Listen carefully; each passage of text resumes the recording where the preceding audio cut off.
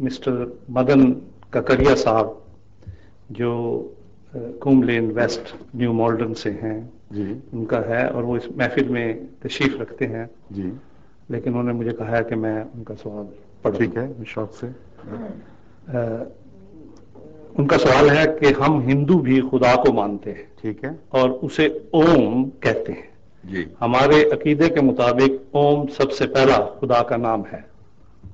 اس کے بعد ہم ہندو اوتاروں یعنی میسنجرز آف گاڈ کو مانتے ہیں۔ جی ہندو اکثریت اوم کی عبادت ان اوتار کی وساطت سے کرتی ہے، بعض آپ کی پوجا بھی کرتے ہیں، اور یہ طریق پرستش توجہ یعنی کانسنٹریشن کو قائم رکھنے کے لیے ہے۔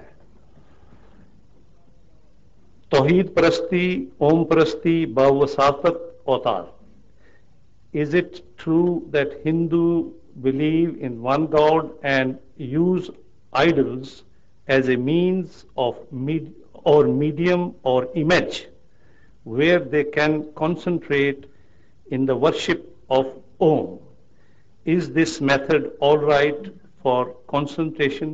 کیا یہ طریق عبادت توجہ کو قائم کرنے کے لیے درست ہے؟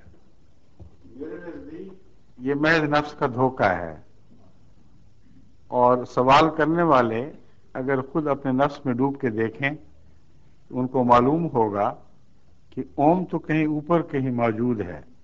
جو مانگا جاتا ہے وہ دولت ہو تو لکشمی دیوی سے مانگی جاتی ہے، بیٹے لینے ہو تو ایک اور خدا سے مانگے جاتے ہیں، اور ہر چیز کے لیے دیوی دیوتا بن چکے ہیں۔ جب توجہ اس کی طرف مرکوز کرتے ہیں تو دو غلطیاں پیدا ہوتی ہیں۔ اول یہ کہ وہ دیوی بھی نظر نہیں آ رہی،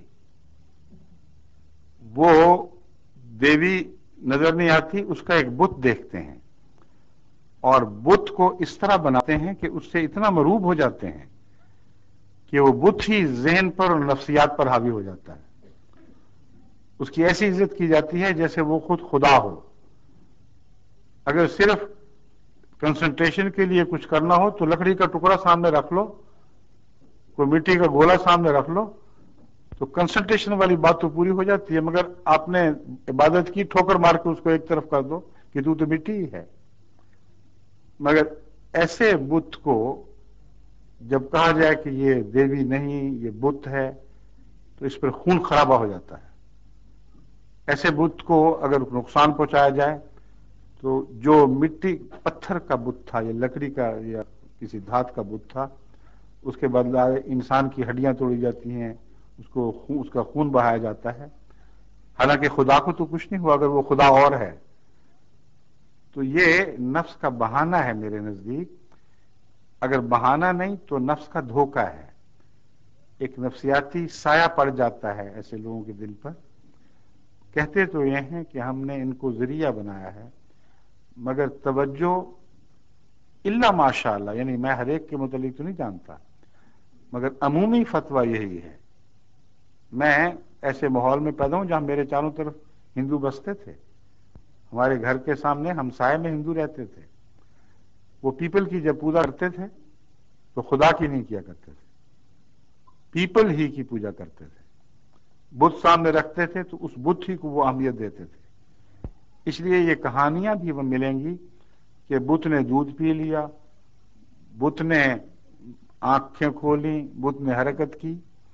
یہ جو قصے بتوں کے گرد گھڑے گئے ہیں، یہ ظاہر کرنے کے لیے گھڑے گئے ہیں کہ خود یہ اپنی ذات میں خدائی صفات رکھتے ہیں۔ اس لیے یہ شرک ہی شرک ہے۔ توجہ کا ایسا انتشار اپنی ذات میں خدا کی طرف توجہ قائم کرنے کے لیے نہیں، بلکہ توجہ ہٹانے کے لیے ہے۔ اس لیے آخری خدا کے تصور سے کچھ نہیں مانگا جاتا، ان جھوٹے مصنوعی تصورات سے مانگا جاتا ہے۔ اب یہ بات دوسرے پہلو سے بھی غلط ہے۔ میں نے کہا تھا دو نقص ہیں اس میں۔ اول یہ کہ جن کو یہ دیوی دیوتا کہتے ہیں ان کو فی ذات ہی خدا کے ساتھ ہمیشہ سے موجود بتاتے ہیں۔ میں نے ویدوں کا بھی سارا تو نہیں مگر کسی حد تک مطالعہ کیا ہے، بھگوت گیتا تو میں بہت ہی مداح ہوں، عظیم الشان کتاب ہے، اس کا بھی مطالعہ کیا ہے۔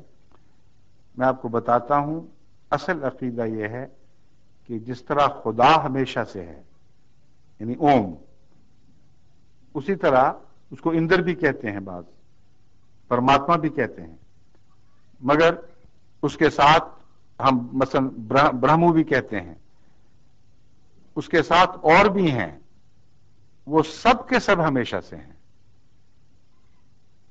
بڑے خدا نے ان خداؤں کو پیدا نہیں کیا، بلکہ یہ خدا ہمیشہ سے خدائی میں اس کے شریک چلے آ رہے ہیں۔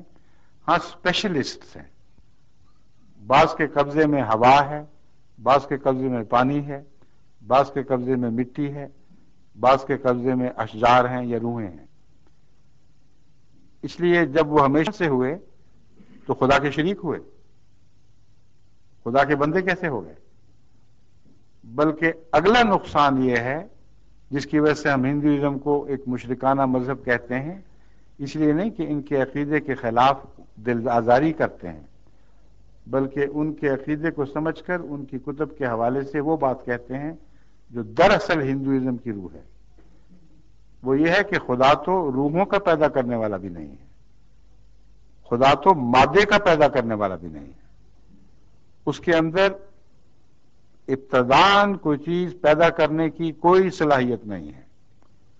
ہاں، چیزوں پر حکمرانی کی طاقت ہے، ان کو جوڑنے کی صلاحیت رکھتا ہے بس۔ اور جو خدا اپنی ذات میں ہمیشہ سے اس کے ساتھ چلے آ رہے ہیں، اس کے ماتحت خدا، ان کو بھی اس نے پیدا نہیں کیا، ان کو جوڑ بھی نہیں سکتا۔ ہاں، ان کے اوتار دنیا میں ان معنوں میں آتے ہیں کہ وہ اس وقت مجسم خدا ہوتے ہیں، یہ مانا جاتا ہے۔ بس جہاں تک بتوں کا تعلق ہے وہ میں پہلے بیان کر چکا ہوں، اب میں اوتار کی بات بتاتا ہوں کہ یہ خدا جن کا میں ذکر کر رہا ہوں، بہت کئی نام ہیں ان کے، ان کو خدا کا اوتار نہیں کہا جاتا، یہ درست نہیں ہے۔ ان کے اوتار آتے ہیں، کسی کا اوتار ایک شخص ہو گیا، کسی کا دوسرا اوتار ہو گیا، اور پھر ان کی آپس میں جنگیں بھی ہوتی ہیں، آپس میں لڑائیاں بھی چلتی ہیں، اور کسی ایک خدا کا فیوریٹ کوئی ہو، اس کے مخالف کے ساتھ اس کی لڑائی ہو، تو وہ خدا کا اوتار جس نے اس کو فیوریٹ بنایا ہو، اس کی لڑائی ان سے ہوتی ہے جو دوسرے خدا کا اوتار بنا ہوا ہے، اور پھر خوب ہنگامہ خیزی ہوتی ہے۔ مہا بھارت جو افسانہ ہے اس کو پڑھ کے دیکھیں، اس میں یہ سب باتیں موجود ہیں، مگر میں یہ کہنا چاہتا ہوں کہ مہا بھارت چھوڑ بھی دیں۔ جہاں تک میں نے ہندو دوستوں سے باتیں کی ہیں، لمبے عرصے سے میرے ان سے گفتگو رہی ہے، جو میں عقیدہ یہ بیان کر رہا ہوں یہی عقیدہ ہے سب کا، کہ کسی خدا نے کوئی خدا پیدا نہیں کیا، وہ ایک خدا جو ہے اس کے شریک ہیں سب، اور ان کے آگے مظاہر ہے۔